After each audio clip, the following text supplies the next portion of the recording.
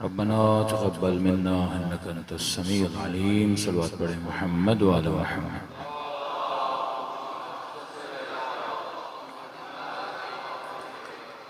बिस्मिल्लाहिर्रहमानिर्रहीम।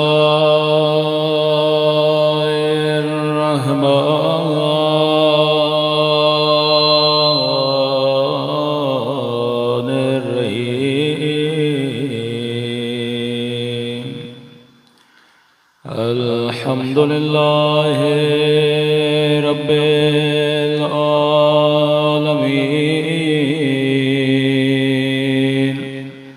अल्हम्दुलिल्लाहि कमा हुवा अहलुहु। अस्सलातु वस्सलामु अला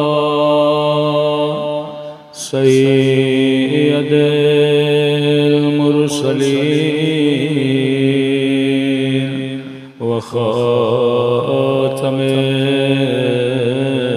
नबिय्यीन अबिल क़ासिम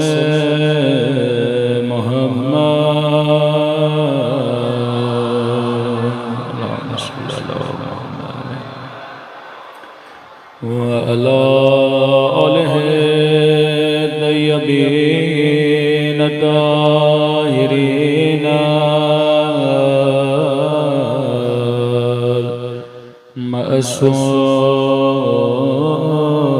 मअसूमीन। सब मिलकर अपने आका मौला की दुआ। अल्लाहुम्मा कुल्ले वलिका हुज्जत इब्ने हसन सलवातुका अलैहि व अला आबाइहि फी हादिहि व फी कुल्ली वलिय्यन व हाफ़िज़ा व क़ाइदन व नासिरा व दलीलन हत्ता तुस्किनहु अर्ज़का वतुमत्तिअहु फ़ीहा तवीला बिरहमतिका या अरहमर राहिमीन। सल्लल्लाहु अलैहि वसल्लम।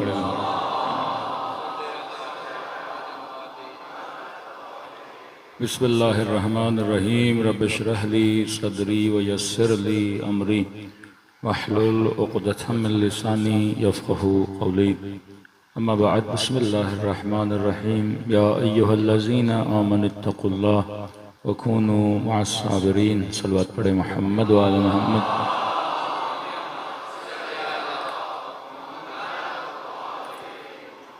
दुआ है परवरदिगार आलम हम सब की इबादतों को अपनी बारगाह में कबूल फरमाए और जो मकसद ज़िंदगी मकसद तहारत लेकर इन मजालिस में आते हैं, खुदा उन मकासद में भी हम सब को कामयाबियाँ कामरानियाँ नसीब फरमा दें।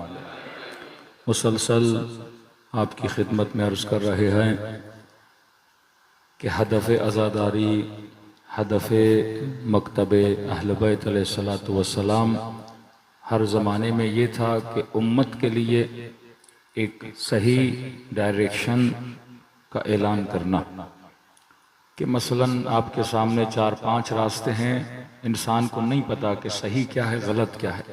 ये अहल बैत की ड्यूटी थी कि लोगों के लिए चिराग बन जाएं, लोगों के लिए हिदायत का रास्ता खोल दें और एक ऐसा मुआशरा जो रसूल के बाद जंगों का शिकार रहा, एक ऐसा मुआशरा, एक पूरा सब्जेक्ट है मुशाजरात असहाब रसूल का कि ऐसा मुआशरा जिसमें कत्ल है, ऐसा मुआशरा जिसमें जुल्म है, एक ऐसा मुआशरा जिस उम्मत की सरबराही रहमतुल लिल आलमीन के हाथों में है, और उसी रसूल के जाने के बाद उन्हीं रसूल के मिंबर पर यजीद जैसा बंदा आके बैठ जाता है। फिर यजीद के बाद जो सिलसिला चला वो बहुत लंबा सिलसिला है। फिर आले मरवान की हुकूमतें, फिर आले अब्बास की हुकूमतें। अब ये नहीं कि इमाम हुसैन को शहीद करने के बाद यजीद सुकून से रहा, खुद अपने ही रिश्तेदारों के हाथों से मारा गया। फिर इसका बेटा अपने रिश्तेदारों के हाथों मारा गया। फिर इसकी नस्ल वालों ने, यजीद की बीवी ने अपने शोहर को कत्ल किया, उम्मे खालिद जिससे शादी की थी मरवान ने, फिर खुद ही उसने मरवान को कत्ल कर दिया। फिर मरवान का बेटा आता है, फिर यजीद के चचा को कत्ल करता है। यानी इस पूरे ख़ानदान में खून की होली, खूनी जंग छिड़ जाती है। फिर वो जो मजालिम मदीने में करता है, वाक़े हर्रा के बाद हज्जाज इब्न यूसुफ के हाथों अहले मदीना को कत्ल कर दिया जाता है। अब ये वो इस्लाम है, एक वो मुसलमान जो इस्लाम का अच्छा नाम सुन के इस्लाम में आए। कि जब आज हमारा कोई बच्चा नसीम हिजाजी की किताब पढ़ता है और मोहम्मद इब्न कासिम के फ़ज़ाइल पढ़ता है, तो वो कहता है ये इस्लाम था कि जिसमें बाग व बाग था, जिसमें फूल की बातें, जिसमें ऐसे अखलाक अजीम की बातें। लेकिन समझ नहीं आती, फिर यही कासिम, मोहम्मद इब्न कासिम वापस जाता है, फिर हज्जाज के हाथों मारा जाता है। तो इससे पता चलता है कि लिखने वाले ने सिर्फ नोवेल लिखा है, हक़ाइक़ को नहीं लिखा। ये मुसलमान हुक्मरान जो शराब भी पी रहे हैं, फिस्क व फुजूर भी कर रहे हैं, और जिन्होंने मौलवियों को, अकाबिर को ख़रीदा हुआ है। कि आप ऐसे सोचें कि एक हुकूमती मौलवी बन जाए जिसको दौलत भी दें, माल भी दें, कुर्सी भी दें, गाड़ियाँ भी दें, बस उसका काम ये था कि वो हाकिम की फजीलत में क्या पढ़े, आयतें पढ़े। आपके मुल्क में जब कोई बहुत बड़ा चेंज लाया जाए, मैं कहता हूँ पाकिस्तानी बच्चे 88 के वाक़यात पढ़ने, जनरल ज़िया का ज़माना, कि ख़वातीन ने अपने सोने बेच दिए कि हमारे बच्चे जिहाद पे जा रहे हैं सोवियत यूनियन के खिलाफ। ये कौन था जो प्रचार जिहाद कर रहा था? आज कौन है जो उसी जिहाद पे फिर मातम कर रहे हैं कि हमें नहीं करना चाहिए था? यूके में मुझसे एक रिटायर्ड फौजी मिला, का मौलाना मैं नहीं बता सकता मैंने क्या क्या किया था इस जिहाद में, लेकिन कि अल्लाह मुझे माफ करेगा कि नहीं। मैंने कहा 4-5 चीजें हमें भी बता दें कि आपने क्या किया था। कि हमने रशियंस के गले काटे थे बाकायदा, ये रविश गला काटना हमने सिखाई थी। और कहा मैं आपको नहीं बता सकता हमने कितने काटे थे। कहा रशियन इतने खौफजदा हो जाते थे, कब जाहिर है उन फौजियों ने तो बस गोलियां और ये चीजें उनको आती थी, ये गले काटने की रविश, कब वो खौफ के मारे मैदान छोड़ के भाग जाते थे कि अल्लाह मुझे माफ करेगा या नहीं करेगा। मैंने कभी ये मामला अल्लाह के हवाले है कि मन कत्ल नफ्सन बगैर नफ्सिन, वाकई में उसका कुफर साबित था नहीं था, जंग किस नीयत से थी वो आप जाने, अल्लाह का मामला जाने। कौन इस्तेमाल हुआ? उस जमाने में भी मौलवी इस्तेमाल हुआ। फतवाए कत्ल इमाम हुसैन जो बंदा सादिर कर रहा है वो कौन है? काजी शुरैह, चीफ जस्टिस से समझो, काजी उल कुज़ात है जो लोगों के फैसले करता था। तलाक का मसला हुआ काजी साहब, खुला का मसला काजी साहब, इर्स का मसला काजी साहब, किससे लड़ना है किससे नहीं लड़ना फतवा दीजिए काजी साहब। ये थोड़ी है कि यजीद फतवा सादिर कर रहा है, वो इस्तेमाल कर रहा है। ये मेरा टॉपिक IRC में है कि अब्दुल मलिक मरवान ने मदीने से कुछ हदीसें बयान करने वाले वो लोग मंगवाए जिन्होंने रसूल को देखा हुआ था। उम्मत सहाबी कहती थी जिनको, कारखाना लगा दिया हदीसों का। अब इस आलम में कि उम्मत परेशान है जो सिर्फ ये सुन के कर रही है कि काला रसूलुल्लाह, जो सिर्फ ये सुन के कर रही है कि जो जनाब बयान कर रहा है वो कुरान भी जानता है, वो हदीस भी जानता है, कैसे मुमकिन है? और खुदा ने इबरत हाय बनी इसराइल में उम्मत को बता दिया था कि यहूदी यही काम करते थे, युहर्रिफून अल कलिम, ये कलाम हजरत मूसा को तहरीफ करते थे। इन्होंने अहद बांधा था ईसा से, बैअत की थी मूसा से और बैअत को तोड़ा था। अल्लाह कहता है मैंने इन पर लानत भी भेजी, इनके दिलों को भी सख्त किया, और क़यामत के दिन ये रुस्वा होकर उठाए जाएंगे जिन्होंने अंबिया के कलाम को क्या किया, मुनहरिफ किया। अब इमाम हुसैन निकलते हैं मदीने से, फरमाते हैं इन्ना अला सीरतो जद्दना, कि मैं हुसैन अपने नाना की सीरत पर चलने वाला हुसैन हूं, और मैं इसलिए निकला हूं कि अपने दीन को जिंदा करूं, नाना के दीन को जिंदा करूं, और जो उम्मत में बिदअतें आ चुकी हैं हुसैन उन बिदअतों को क्या करे, दूर करे। कि अमीरुल मोमिनीन जब नमाज पढ़ते हैं तो देखने वाले कहते हैं, जो बूढ़े बूढ़े थे नबी की नमाज देखी हुई थी, कहने लगे अली तो वही नमाज पढ़ रहा है जो रसूल पढ़ते थे। अली की नमाज को देखकर लोगों को रसूल की नमाज याद आने लगे। एक वो दीन जो दीन असील था जो रसूल ने दिया, जो मुआशरे में अहले बैत अलैहिस्सलाम दे रहे थे, एक वो दीन जिसकी शक्ल बिगड़ चुकी थी, बनु उमैया और बनु अब्बास ने दीन की शक्लों को बिगाड़ दिया था, दीन को खिलौना बना दिया, जब चाहे इसको इस्तेमाल किया अपने मफाद में, अपने फायदे में। अगर नस्लें बेदीन बनी तो दीन की बिगड़ी हुई शक्ल को देखकर बेदीन बनी। आज एक पढ़ा लिखा बंदा जब दीन की ये शक्ल देखेगा जो दाइश की सूरत में, जो कत्ल गारत की सूरत में, वो कतन कभी मुसलमान नहीं बनेगा। लेकिन अगर उसे हुसैन का दीन दिखाओ कि जो कातिल को पानी पिला रहा है, कि अली को ये कहा जाए अली जंगे सिफीन में पानी बंद करें, और वल्लाह अमीरुल मोमिनीन अगर पानी बंद करते वो जंग अली तालिब जीत चुके होते हैं। लेकिन मौला का वो जुमला कि अली जंग जीतने नहीं आया, अली इंसानियत को जितवाने के लिए आया है। हदफ अहले बैत जंग जीतना नहीं है। अक़लुन्नास अली इब्न अबी तालिब, अली को कोई मात दे सकता है? ये जुमला नहजुल बलागा, मौला फरमाता अगर मैं अली मकर करने पर आऊं तो अली का कोई मुकाबला नहीं कर सकता। लेकिन अल्लाह का हुक्म है कि अली अक्ल से मकर नहीं करनी, अक्ल से शैतान की ताअत नहीं करनी, अक्ल से रहमान की ताअत करनी है। आज दुनिया अमीरुल मोमिनीन को, आज दुनिया इमाम हुसैन को क्यों याद रख रही है? इमाम हुसैन के अखलाक की वजह से, इमाम हुसैन की रफ्तार की वजह से।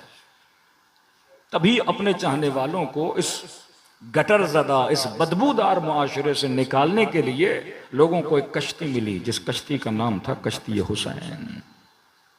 आज तक लोग इस कश्ती में सवार हो रहे हैं। ये कश्ती हुसैन है, जहां साफ, जहां शफाफ दीन आपको मिलता है, जहां अखलानियत, जहां हिकमत आपको नजर आती है कि वाकईन ये वो दीन है जो रसूल खुदा देकर गए थे, जिसमें कोई कंफ्यूजन नहीं है, जिसमें बरमला जालिम को जालिम बोला जाता है, जिसमें अक्लानियत कामिल है। तो फरमाया हमारे असहाब की पहली निशानी कि हमारे असहाब क्या थे? साहिबे बिसारत थे, बसीरत थी। दूसरी सिफत 100% एक्सेप्टेंस ऑफ विलायत थी। अगर इस अहले बैत के निजाम का हिस्सा बनना चाहते हो, अपनी नस्लों को परवान चढ़ाना चाहते हो, किसी को हुसैनी बनाना चाहते हो, किसी को चाहते हो ये मैं समय तम्मार जैसा बने, तो अपने बच्चों को बचपन से ये सिखाओ कि वो क्या बने? एक्सेप्टेंस ऑफ विलायत इनके वजूद के अंदर। बुराई जब शुरू होती है तो कम, फिर जब कम बुराई पे बंदा खामोश हो, फिर बुराई एक कदम और आगे बढ़ाती है।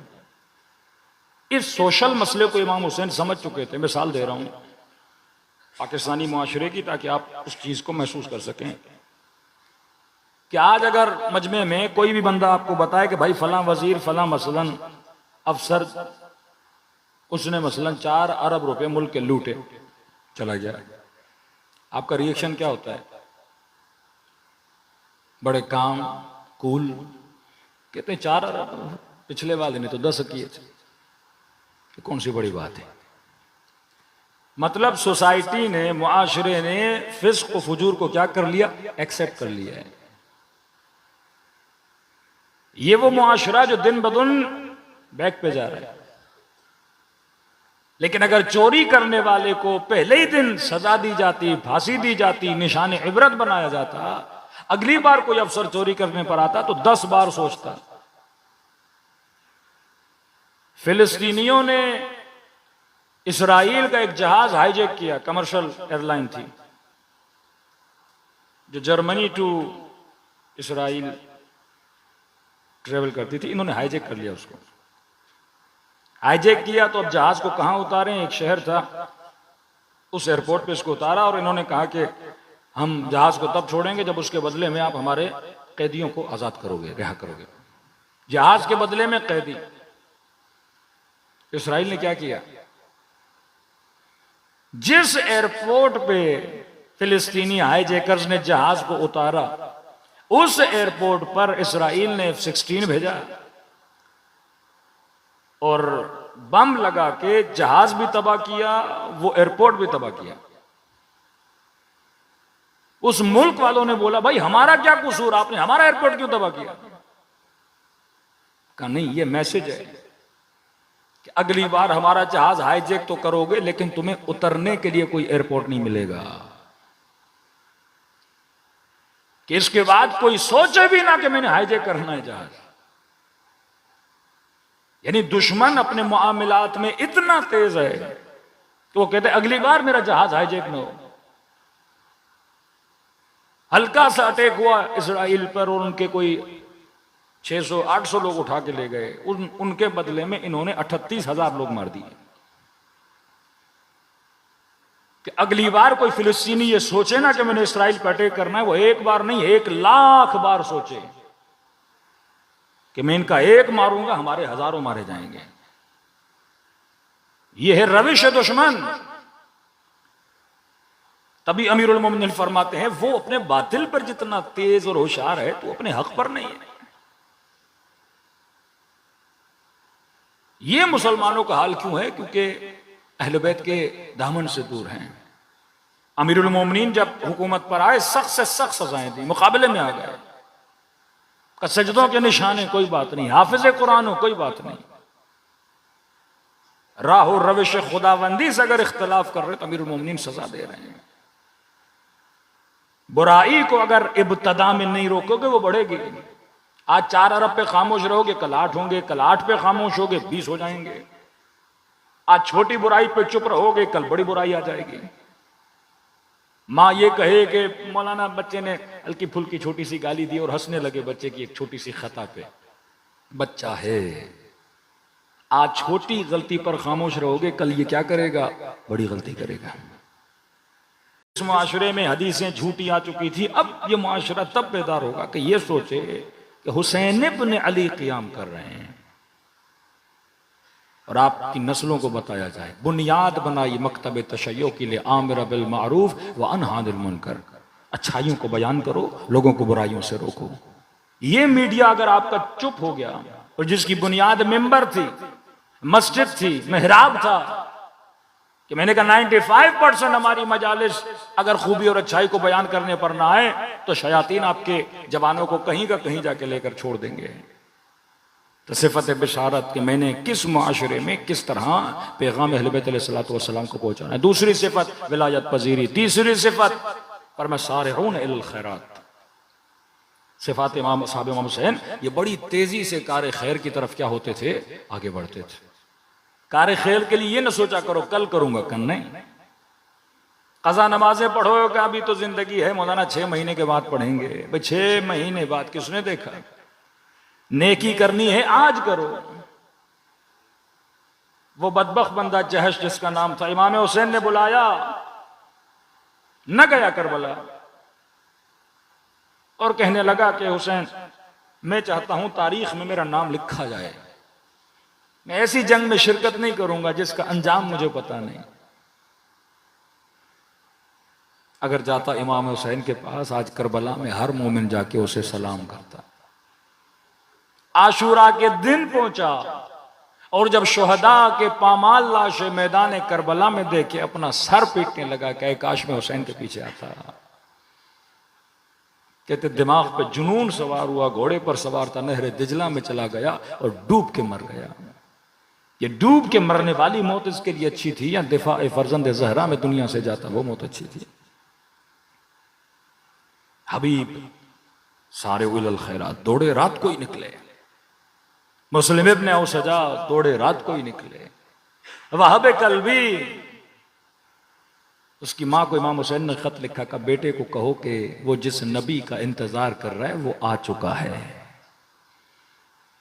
और उसी का नुमाइंदा आज उसे मदद के लिए बुला रहा है। ये पूरे सफर में अखलाक अली हुसैन को देख चुकी थी। बेटे को दावत दी, फौरन आया इमाम हुसैन के लश्कर में। 80 साल का सफर तय किया हबीब ने, और वो सफर तय किया वहब ने 2 दिन में। 80 साल का सफर है, 80 साल की खिदमत, 80 साल की नमाजें, 80 साल की इबादतें वहब ने 2 दिन में तय किया। मौके पे जो बंदा फैसला लेके इस वक्त मैंने क्या करना है, इतनी बिशारत हो कि अभी राइट क्या है रॉन्ग क्या है मैंने फैसला करूं। कई ऐसे मुसलमान भाई आते हैं, कहते मौलाना आधी बात तो आपकी हमें समझ में आ गई है, लेकिन मैं कंफ्यूज हूं। मैंने कहा इसी कंफ्यूजन से निकलना मोमिन का नाम है। हमें पता नहीं लग रहा हक क्या है बातिल क्या है, ये वो। मैंने कहा नहीं, आने वाहिद में आनन फानन तुमने फैसला करना है हक क्या है बातिल क्या है। अपने कल्ब की तरफ रुजू करो, अपने अक्ल की तरफ रुजू करो। अक्ल खुद बताएगी हक क्या है बातिल क्या है, कल्ब खुद गवाही देगा कि हक क्या है बातिल क्या है।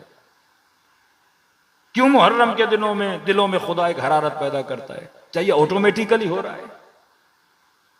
35 ईयर सद्दाम ने रोजा इमाम हसन अहल बैत को बंद रखा है इराक में ना। आज है कोई सद्दाम का नाम लेने वाला? मुतवक्किल ने चाहा हुसैन का जिक्र बंद हो जाए, सद्दाम ने चाहा हुसैन का जिक्र बंद हो जाए, मंसूर ने चाहा हुसैन का जिक्र बंद हो जाए, लेकिन वो सब चले गए, हुसैन आज भी बाकी है। क्या अल्लाह की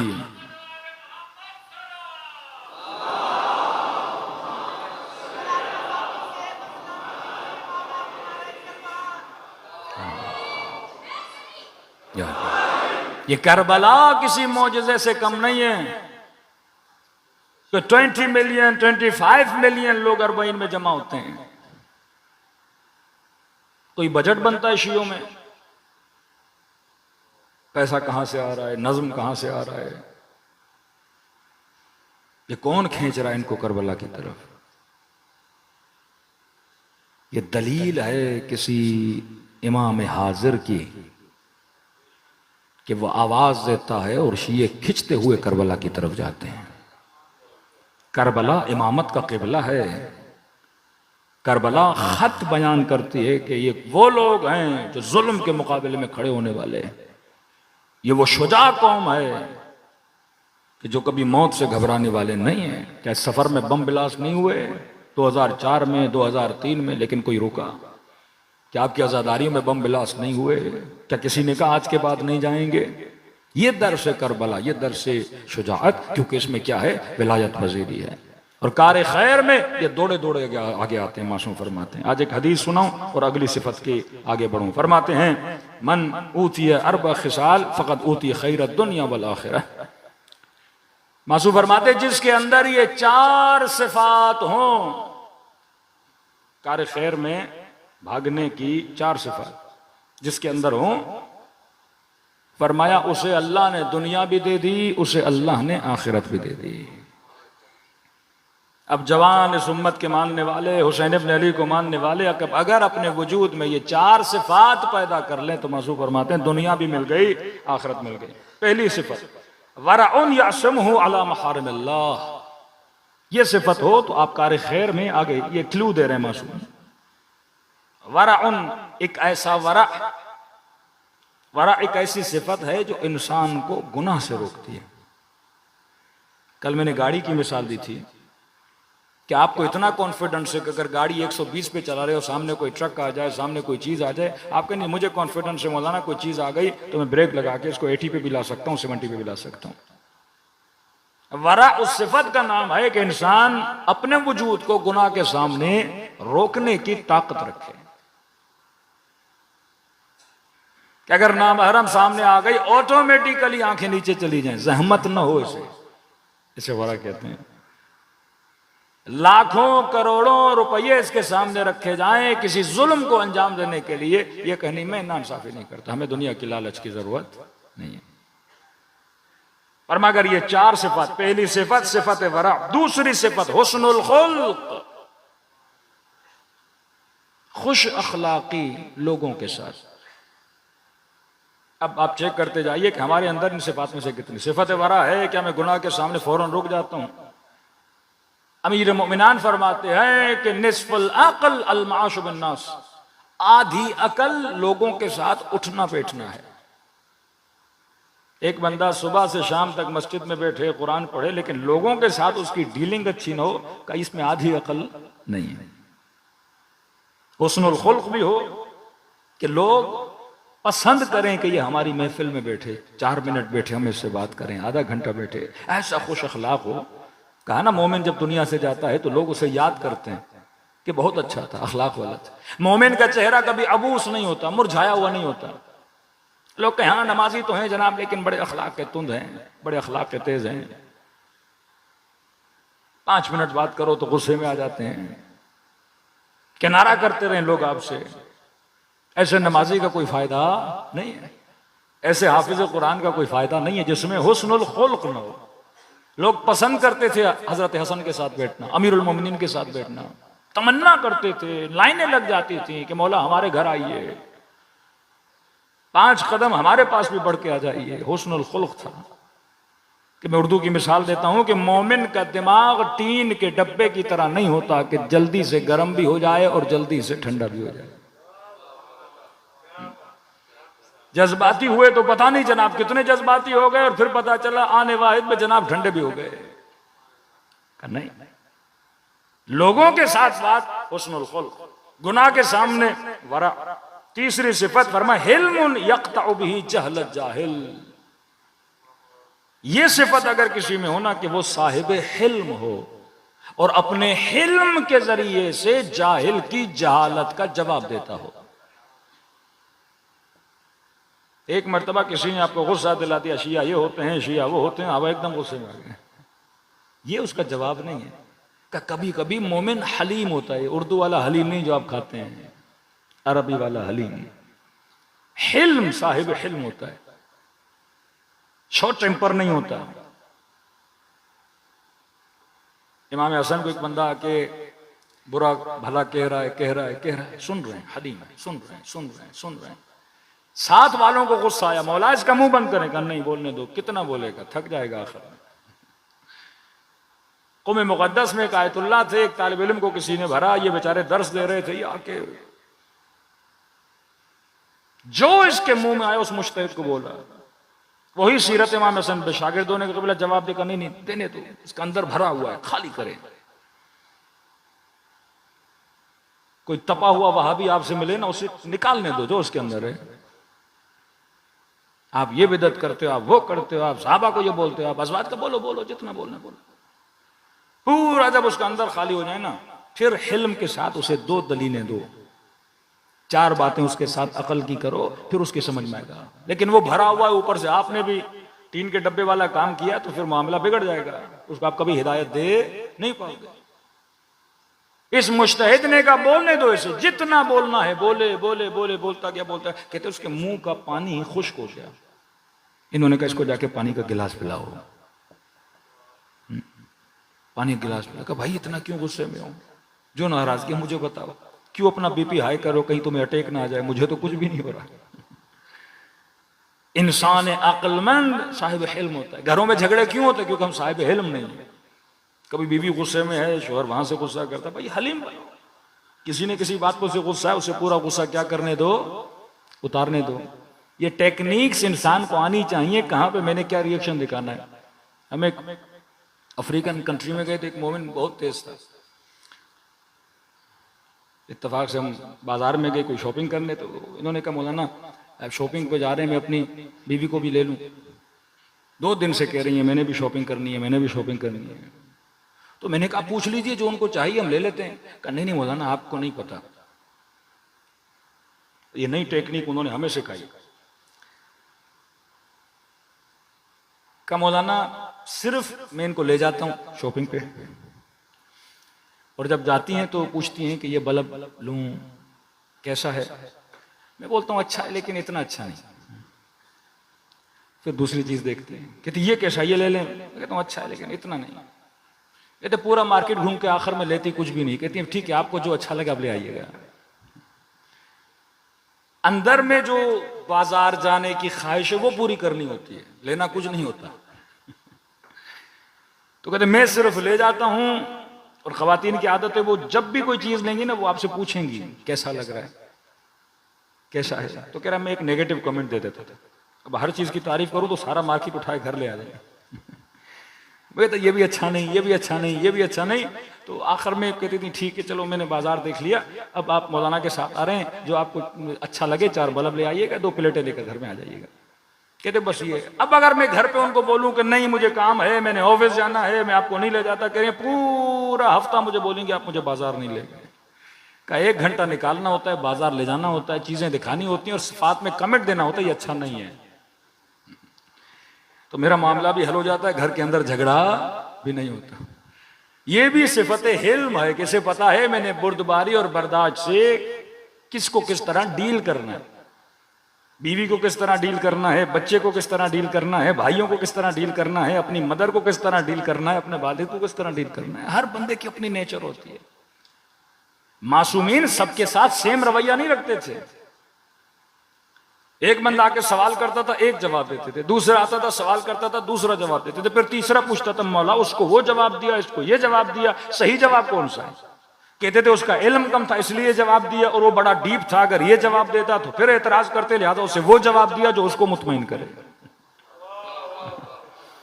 किसकी मिसाल दे रहा हूं, किसी ने कहा मौला क्या खुदा को ताकत है कि दुनिया को अंडे के अंदर डाल दे।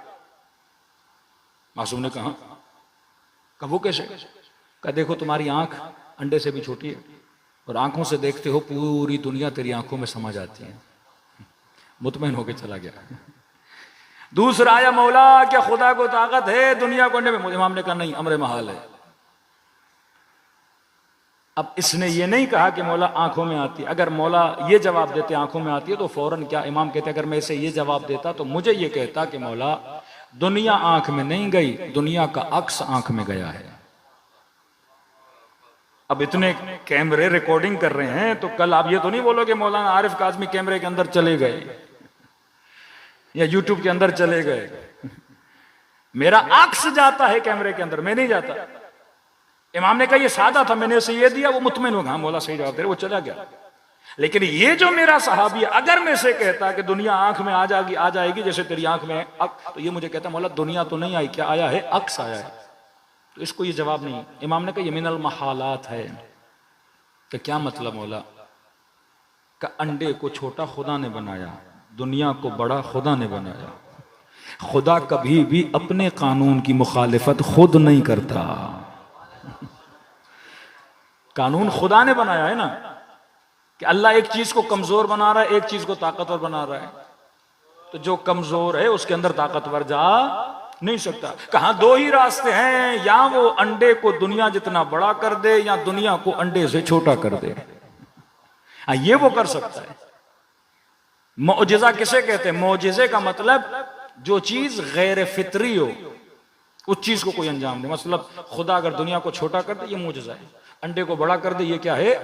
एजाज इलाही है। लेकिन ये नहीं हो सकता कि आने वाहिद में अंडा अंडा रहे और दुनिया दुनिया रहे। ये तो हो नहीं सकता कि एक चीज सफेद भी हो एक चीज काली भी हो, ये तो मुमकिन ही नहीं है, क्योंकि सफेद को भी खुदा ने बनाया, काले को भी खुदा ने बनाया। अब ये सवाल अगर अगयार से करते थे ना, अशअरी लोगों से जो मकतब अहले बैत वाले नहीं थे, हाँ भाई खुदा ऊंट की कतार को सुई के सुराख से गुजार सकता है, हाँ गुजार सकता है। इन्नल्लाह अला कुल्ल शैइन कदीर। और मजमा कहता था सलवात पढ़ें, फजाइल खुदा बयान हो रहे हैं। लेकिन खिलकत खुदा की मुखालिफत है। ये मकतब अली और मकतब अहले बैत था जो जानता था कहां पे कौन सा जवाब देना है। तो तीसरी सिफत सिफत हिल्म। घरों में झगड़े नहीं होंगे अगर आप हिल्म होंगे। आसानी से जो मकतब अली में नहीं है आप उसको मकतब अहले बैत में ला सकते हो अगर आपके अंदर सिफत हिल्म है। जंगे सिफीन वाले गालियां देते थे, अमीरुल मोमिनीन वालों ने देना शुरू की। मौला ने कहा कि इनको जाकर कह दो इब्ने अब्बास जो अली का चाहने वाला है वो कभी गाली नहीं देता। नहनु अपना उद्दलील, हम बात करते हैं तो दलील से करते हैं। गाली वो देता है, निस्बतें बुरी वो देता है जिसके पास कोई दलील नहीं है। चौथी सिफत जिससे खुदा सब जवानों को नवाजे, मैंने एक मजलिस में सिफत पढ़ी, पूरा मजमा खुशी के मारे आमीन कहने लगा। और ये सिफत अक्सर जवानों में नहीं है। पहली सिफत वरा, दूसरी सिफत हुस्नुल खुल्क, तीसरी सिफत इल्म, चौथी सिफत फरमाए ज़ौजतुन सालिहा, नेक बीवी अक्सर के पास नहीं है, शादीशुदा नहीं है जो का ज़ौजा सालिहा। और कैसी ज़ौजा? तुईनुहु अला अम्र दुनिया वल आखिरह, ऐसी ज़ौजा जो शोहर को दुनिया में भी मदद करे और आखिरत में भी मददगार हो। उलट ना हो कि इसकी दुनिया भी तबाह कर दे और आखिरत भी तबाह कर दे। का मौलाना बीवी को कहता हूं हिजाब करो, मिक्स गैदरिंग में नहीं जाना, कितनी फलां जा रहा है, फलां जा रहा है, फलां जा रहा है, हम क्यों न जाएं। और ऊपर से मर्द भी जंजलील हो, खुदा की मोहब्बत कम, बीवी की मोहब्बत ज्यादा हो जाए। का नहीं, सालिहा ज़ौजा इसकी दुनिया भी बनाती है, इसकी आखिरत भी बनाती है। और इसी तरह मर्द सालिह भी अपनी बीवी की दुनिया भी बनाता है, आखिरत। फर्जंद सालिह भी बाप की दुनिया बनाता है, आखिरत। माँ बाप सालिह भी इंसान की दुनिया बनाते हैं, आखिरत बनाते हैं। और इसी तरह इमाम सालिह भी उम्मत की हिदायत करता है। ये भी शुक्र खुदा है ना कि आपको कम से कम इमाम तो क्या मिले, सालिह मिले। कि यरसुहा इबादियस सालिहीन, खुदा कहता है मैं जमीन का विरसा किसे दूंगा, इबादुस सालिहीन को दूंगा। तो फरमाया जब तक ये सिफात, ये दुनिया मरकज़ सिफात है मेरे अजीज, जब तक आपके अंदर वो सिफात नहीं आती, वो किरदार नहीं आता जो मासूमीन ने बताया है, तब तक दुनिया और आखिरत आबाद नहीं हो सकती। सलवात पढ़े मोहम्मद व आले मोहम्मद।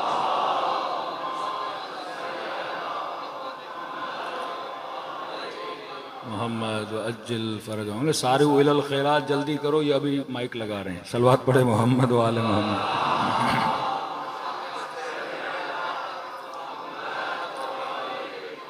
जिंदगी में टाइमिंग बड़ी अहम है। सही टाइम पे सही डिसीजन लेना, शादी सही टाइम पे करना, औलाद सही टाइम पे करना, पढ़ाई सही टाइम पे करना, बिजनेस सही टाइम पे करना, इमाम का इंतखाब सही टाइम पे करना, हर चीज टाइमिंग है। देर की तो आप पछताओगे। चौथी सिफत जिसको सिर्फ मैं आज बयान करूंगा, तफसील में कल जाऊंगा, टाइम बहुत हो चुका। अभी तक हमने 3 सिफात पे गुफ्तगू की। चौथी सिफत है सिफत शादाबी। अहल बैत के जो असहाब थे वो हमेशा खुश रहते थे। साइंस ने बड़ी तरक्की की, लेकिन अभी तक साइंस डिप्रेशन का इलाज नहीं ढूंढ पाई। माल है, दौलत है, पैसा है, शोहरत है, गाड़ी है, सब कुछ है, लेकिन फिर भी डिप्रेशन। आप किसी भी डॉक्टर के पास चले जाएं, वो आपको नींद की गोली दे देगा। मतलब इलाज नहीं है दुनिया के पास कि आपको कोई ऐसी गोली दे और उसके बाद बंदा जो है वो परवाज करने लगे, उड़ने लगे। कम मोमिनीन की एक सिफत और असहाब इमाम हुसैन की सिफत। एक मौला का सहाबी यजीद इब्न सुबैत ज़ियारत नाहिया पढ़ते ना, अस्सलामु अला यजीद इब्न सुबैत व अला वलदे अब्दुल्लाह व उबैदुल्लाह। 10 बेटे थे इसके, बसरे का रहने वाला। 10 बेटों में से 2 बेटों ने अपने बाप का साथ दिया। और मौला जब मक्के से निकल रहे थे, उस मकाम पे इमाम हुसैन को इसने ज्वाइन किया। कहते हैं शब आशूर जनाब बुरैर कारी कुरान, यजीद इब्न सुबैत बसरे से आया। अबीब इब्न मज़ाहिब कह रहे लग ही नहीं रहा था कि कल इन्होंने शहीद होना है। ये सारे असहाब जमा हैं और मजाक, हंसी, अच्छा मूड, खुशी, इनके अंदर खुशी की लहर है कि मोमिन कभी अबूस नहीं होता। मैंने कहा अबूसन कम तरीरा, ये दुश्मन की निशानी है। सूरह अनकबूत पढ़े, सूरह रहमान पढ़े, खुदा जन्नतियों की निशानी क्या बताता है? ये खुश होंगे जन्नत में, सुरूर होगा इनके वजूद में। इंसान बूढ़ा होता है गम की वजह से, इंसान को बीमारियां होती हैं डिप्रेशन की वजह से। माल है, दौलत है, खुशी नहीं है इस बंदे को। ये खुशी नेमत खुदाबंदी है, ये फरह नेमत खुदाबंदी है। दुनिया का कोई हॉस्पिटल, कोई डॉक्टर आपको नहीं बताएगा खुश कैसे रहा जाता है, लेकिन ये मकतब अहले बैत है कि मौला बताते हैं खुशी कैसे हासिल करो। तफसील में कल आऊंगा। एक दुआ है मसर रसूल, अल्लाहुम्मा ममनुन अलैना बिन्निशात वइदना मिनल कसल वल फशल वल अलल वल मलल वल वरर। ऐ खुदा हमें खुशी अता कर, निशात अता कर, और हमें दूर कर सुस्ती से, हमें दूर कर काहिली से, हमें दूर कर बहाना जोई से, हमें दूर कर बला से। ये वो अवामिल हैं जो इंसान को क्या करते हैं, नाखुश रखते हैं। बेहौसलगी, क्या बैठे हुए हैं भाई, चले फला करने को हौसला नहीं है, मैं किसी काम पे जाऊं, ये अदम खुशी है। सुस्ती का आ जाना कि बंदा कोई काम ही ना करे, 24 घंटा सुस्त रहे, ये अदम खुशी है। हमारा 80 साल का बूढ़ा कितना सुस्त है, सुस्त भी है, फशल भी है, कसल भी है। और जनाब सईद 92 साल का बूढ़ा, चुस्ती देखो सईद की। हबीब इब्ने मताहिर 80 साल का, चुस्ती देखो हबीब की। हमारी नमाजें सुस्त, हमारे आमाल सुस्त। 100 बार सोचते हैं जाना है नहीं जाना, 10 बार सोचते हैं हज पे जाएं कि नहीं जाएं, गर्मी बहुत है, पता नहीं क्या होगा। लेकिन ये बानिशात, खैर की बात सुनी, अच्छे काम की बात सुनी, चुस्त। इतना बूढ़ा है जनाब सईद, इतने बूढ़े थे जनाब जॉन, कहते हैं अब्रुओं के बाल आंखों पे आते थे। मैदान में जाने के लिए माथे पे कपड़ा बांधा ताकि दुश्मन नजर आए। जॉन के लिए तो यह कहा कि हाथों में राशा था, तलवार उठाता था, हाथ कांपते थे। 2-3 बार इमाम हुसैन ने कहा नहीं जाओ नहीं जाओ, लेकिन जब इसने ये जुमला कहा ना कि मौला कहीं ऐसा तो नहीं मेरे काले रंग की वजह से नहीं भेज रहे, कहीं ऐसा तो नहीं मुझे लायक नहीं समझ रहे कि मैं भी शुहदा में से बनूं, गुलाम हूं, हबशी गुलाम हूं, सीने से लगाया। जॉन इस मकतब में यह तसव्वुर पाया नहीं जाता। 2 से 3 बार कोशिश की इसे घोड़े पे बिठाया जाए, इतना बूढ़ा, वो घोड़े पे चढ़ ही नहीं पा रहा। आखिर में कहा मौला मैं पैदल जाता हूं। हाथ में नेजा लिया और मैदान में गया और कहा कि मुझे पहचानो मैं कौन हूं, मैं हसन का गुलाम रहा, मैं हुसैन का गुलाम हूं, मैं रसूल की गुलामी में रहा हूं। इब्न साद मुस्कुराने लगा, कहा हुसैन पे ये नौबत आई कि इतने बूढ़े मेरे मुकाबले में भेज रहा है। ये वो सहाबी रसूल हैं जिनको देखिए हर सहाबी के जनाजे पे इमाम हुसैन नहीं गए। अहले हरम में से भी 3-4 हैं जिनके जनाजों पे गए, असहाब में से 3-4 है, क्योंकि पहले हमले में 40 शहीद हो गए इतनी जल्दी। फिर कुछ असहाब हैं जो तन बतन, एक जंग है इज्तिमाई, एक जंग है तन बतन, अटैक होता है 40 लोग शहीद हो जाते हैं। फिर कुछ असहाब हैं जो एक एक करके लड़े हैं। फिर अहले हरम हैं बनु हाशिम में जो एक एक करके, वक्त ही नहीं थे इमाम हुसैन के पास। लेकिन जॉन के जनाजे पे हुसैन गए हैं। हुस्नुल खुल्क देखो, हुसैन का हुस्नुल खुल्क। इब्ने साद ने कहा यह वक्त आ गया कि हुसैन बूढ़ों को भेज रहा है, और इस बूढ़े ने 2-3 को वासिल जहन्नुम भी कर दिया। और जब कहा कि अमीर हमें मौका दे, हम जाएं, बूढ़ा है, 4-5 लोग हमला करेंगे से मार देंगे। अमीर लड़ने की भी जरूरत नहीं है, दूर से तीर मारते हैं गिर जाएगा। इब्ने साद क्योंकि मदीने में बड़ा हुआ, जानता था जॉन को, कहा नहीं मुझे पता है कि हुसैन और हुसैन के बच्चे इस गुलाम से कितनी मोहब्बत करते हैं। कहा ऐसा दुख दूंगा हुसैन को कि हुसैन याद रखें। फारसी का जुमला है दाग बर दिले हुसैन,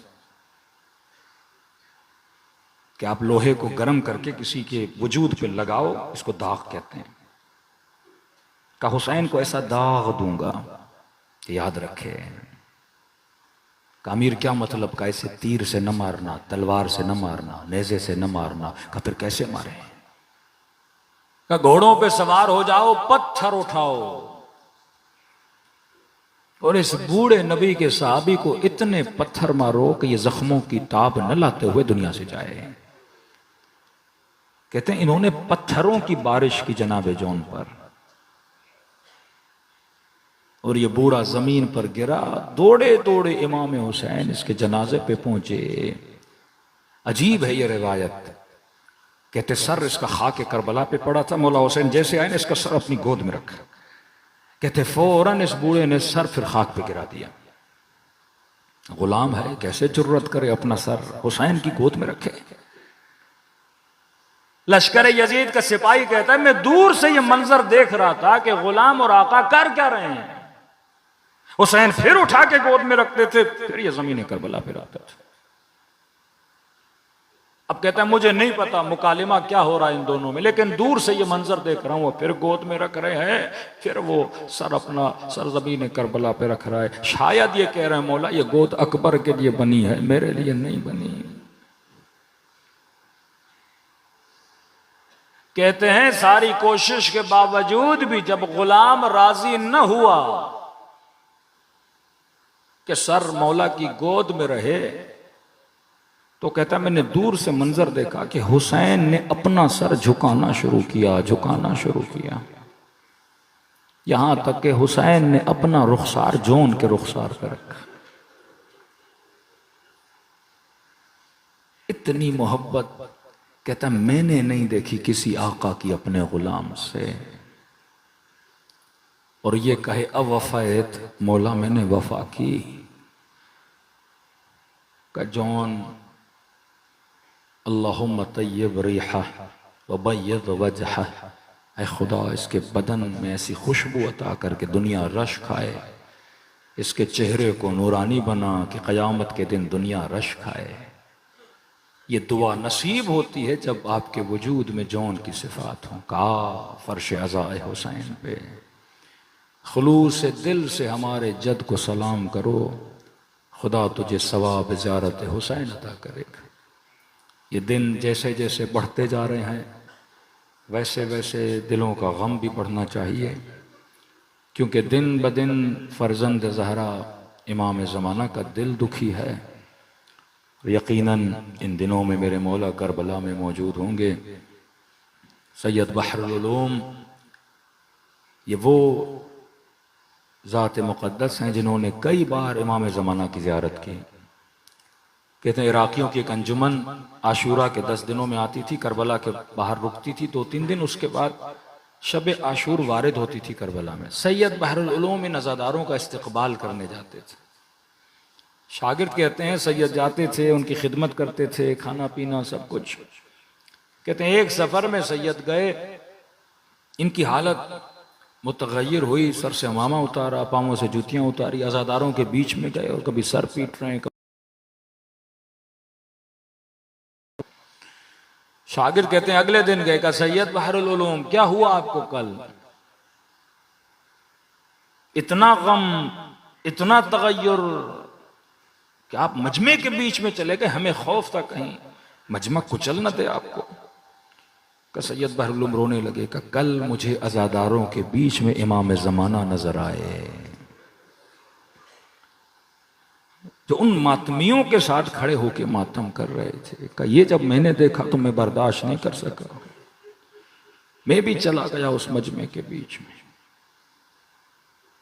अहादीस से मेरे 5वां फरमाते जब फर्श अज़ाए हुसैन लगता है हम तुम्हारी मजलिसों में तशरीफ लाते हैं। फरमाया अभी जाकिर ने मसाए पढ़े नहीं तो रोया नहीं, रोना चाहता है, तुम सब के सरों के पीछे हमारी दादी जहरा खड़ी हो जाती है। ये मजलिस को मजलिस न समझो, बाग है जन्नत के बागों में से, तुम्हें एहसास नहीं हो रहा ये महफिल हुसैन इब्न अली है।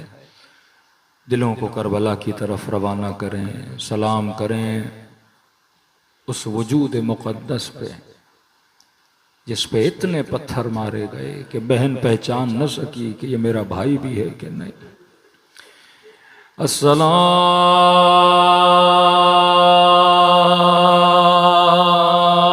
अला हुसैन व अला आले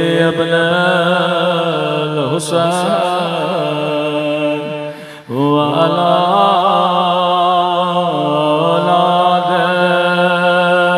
हुसैन वाला अस्हाबे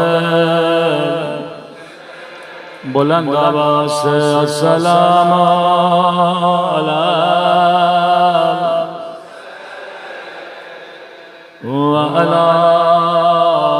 अले अबला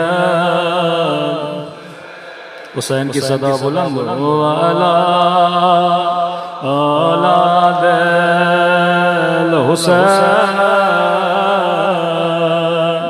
वाला अस्हाबे सब मिलके अस्सलाम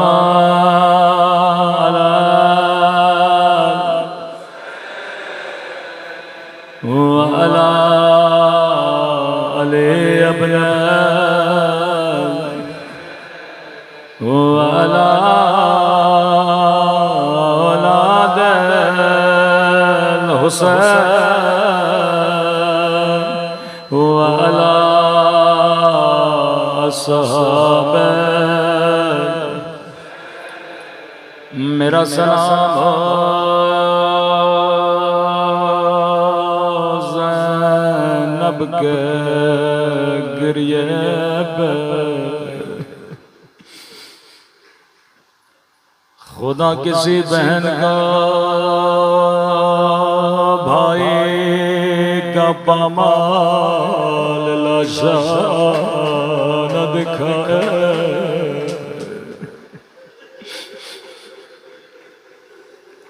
अहल बैत के घराने पे बड़ी बड़ी मुसीबतें आई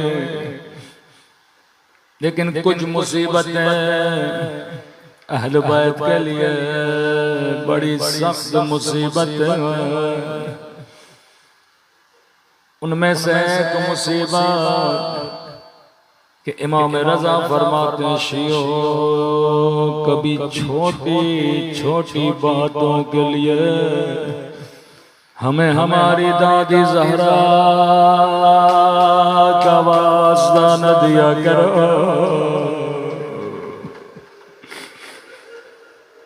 करबला की कई मुसीबतें सैयदा से बहुत मिलती हैं जैसे जनाब सकीना बड़ी शबाहत है शहादत जनाब सकीना में और जनाब ज़हरा में। बीबी ज़हरा भी बाबा के बाद ज्यादा दिन जिंदा न रहे सकीना भी बाबा के बाद ज्यादा जिंदा न रहे। सैयदा की कमर जवानी में झुक गए थे सकीना भी जब जिंदा में चलते थे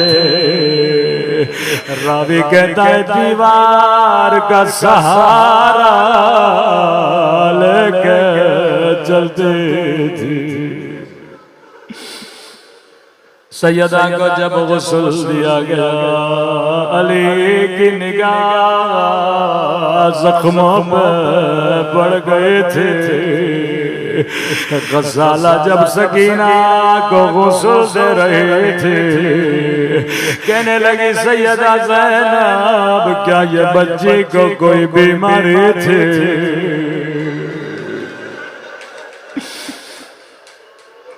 लेकिन एक शबागत ऐसी है जो करबला के किसी और शहीद से मिलती है। ये शबात सकीना में नहीं थी। सैयदा की पसलियां तोड़े गए थे। करबला में एक यतीम बच्चा है जब घोड़े से गिरा दाएं तरफ की पसलियां बाएं तरफ चले गए। रोकेगा बाबा हसन आकर मेरी पसलियां देखो बाबा दादी की तरह मेरी पसलियां टूट गए।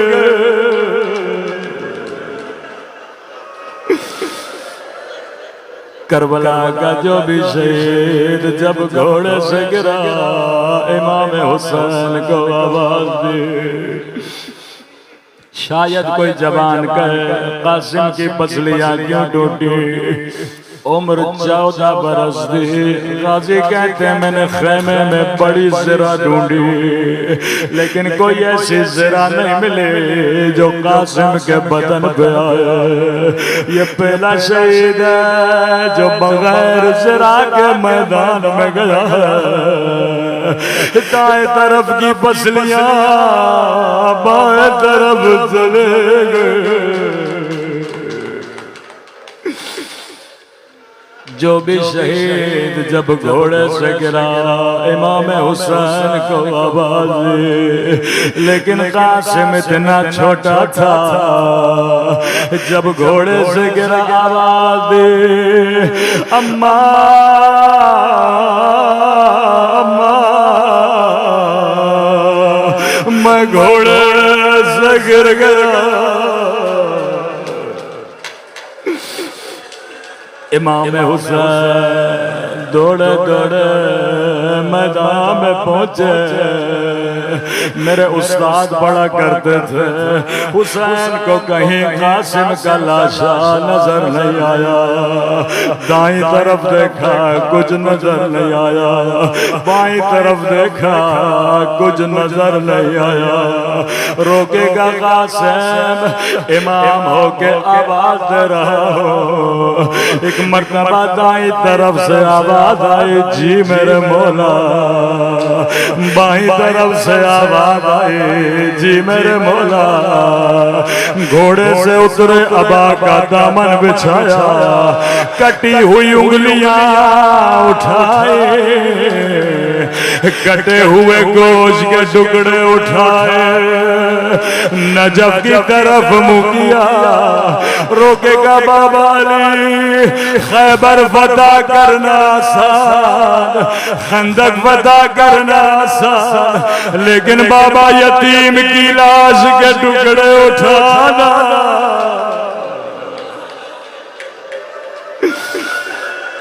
ओ बाबा